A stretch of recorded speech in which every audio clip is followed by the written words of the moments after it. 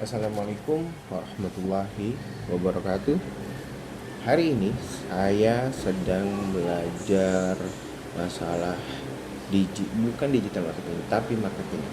Marketing dari DS Launchpad. Nah, apa itu DS Launchpad? DS Launchpad adalah suatu program yang dibuat oleh Daily Sosial yang bekerja sama dengan AWS, Amazon Web Service, yang membuat sebuah pelatihan untuk para startup dapat mengembangkan produknya. Nah, ini udah berjalan 8 pertemuan. 8 pertemuan 1 2 3 4 5 6, ya sekitar 8 pertemuan. Yang pertama dibuka oleh Pandu Syahrir, seorang angel investor, atau dia memang seorang ini ya, apa namanya, venture capital. Dia dari VC. Terus setelah itu diteruskan oleh Wilson Cuaca. Wilson Cuaca ini profil yang sangat fenomenal. Dia merupakan orang yang termasuk sukses, menjadi salah satu yang bisa dibilang itu Godfather untuk perusahaan-perusahaan venture capital di Indonesia. Ya. Dia cukup sukses dengan berbagai portofolionya. Salah satunya adalah Tokopedia.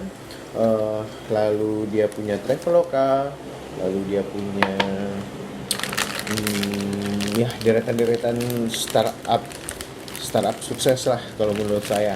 Itu di Wilson Cuaca. Dan materi yang disampaikan pada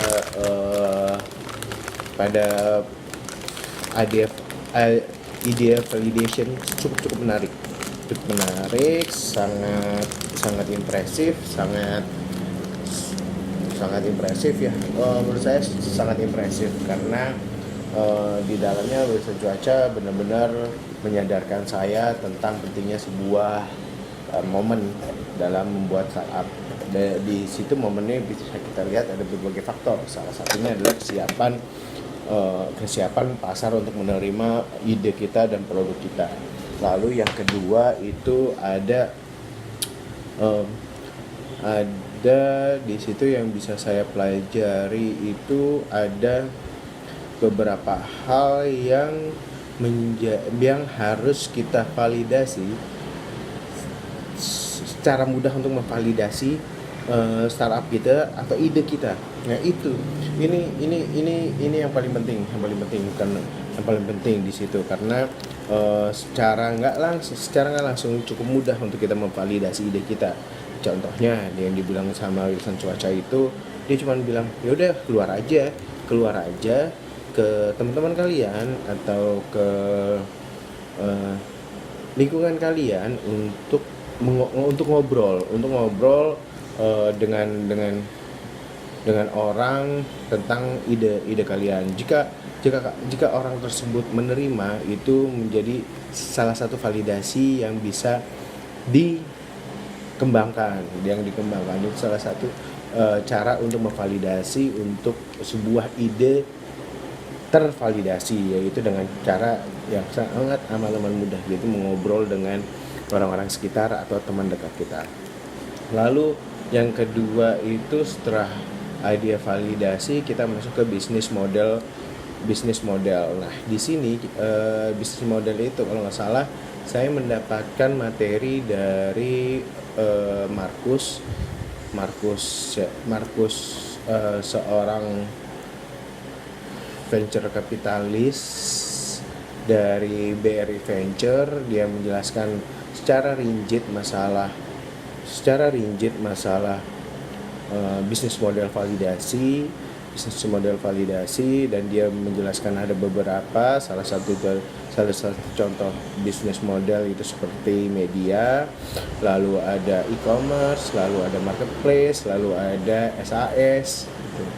Nah, ada empat hal yang itu dah. Di luar itu kemungkinan agak susah untuk berkembang karena memang belum berjalan sejauh ini. Lalu yang selanjutnya kita masuk ke dalam prototyping. Nah, prototyping ini saya terpapar cukup baik dan terpapar cukup menarik menurut saya dari pemateri seorang CEO dari Warung Pintar. Dia berbicara tidak berdasarkan teori saja, tapi dia udah praktisi, dan dia melihat bahwa di kehidupan startup yang sebenarnya bukan sekedar teori yang kita jalankan. Kayak misalkan contoh, ada framework untuk menjalankan pekerjaan yang sedang kita rancang. Nah, di sana ternyata ada hal yang paling terpenting dari sebuah framework itu, yaitu leadership. Ya, di mana caranya seorang leader ini mampu menggerakkan bawahannya untuk bekerja secara fokus tanpa ada gesekan horizontal atau vertikal antara karyawan itu sendiri. Nah, itu yang harus lebih di make sure, karena hal itu bisa saja menghambat produk atau develop produk kedepannya itu bakalan seperti apa. Itu yang sangat menancap pada saya ketika mendapatkan materi dari DS Launcher yang sekarang sedang berjalan, dan sekarang saya mencoba untuk membuat review dan tugas yang ditetapkan oleh DS Launchpad. Sekiranya itu yang bisa saya sampaikan untuk hari ini, dan untuk besok setidaknya itu yang bisa saya ceritakan. Nah, nanti setidaknya itu yang bisa saya ceritakan untuk hari ini, dan ini merupakan salah satu upaya saya untuk tetap bisa berbicara di depan umum atau praktis untuk saya belajar berkomunikasi di depan orang banyak. Untuk saat ini saya mencoba untuk belajar di depan kamera, karena memang suatu kelemahan saya adalah bagaimana saya mengkomunikasikan apa yang ada di dalam kepala saya menjadi sebuah pembicaraan yang menarik, menjadi sebuah komunikasi yang bisa menggerakkan orang lain tanpa harus merengut jidatnya mungkin.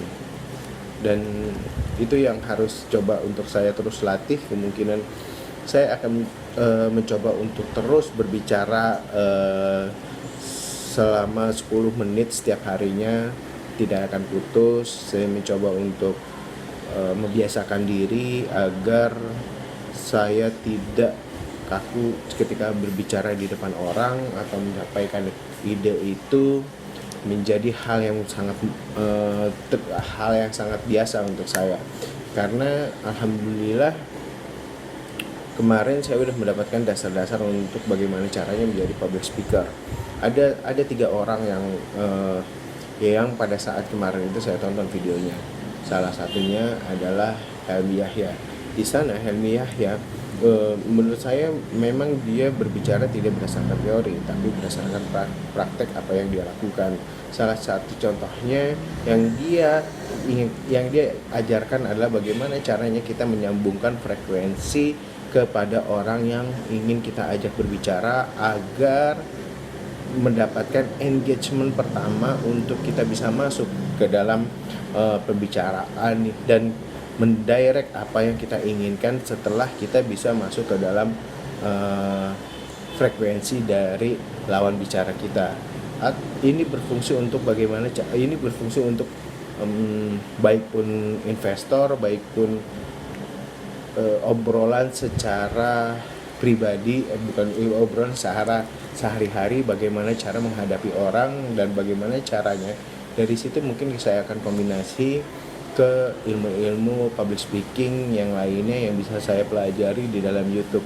mungkin saya belajar public speaking di YouTube ini, belajar public speaking ini secara otodidak.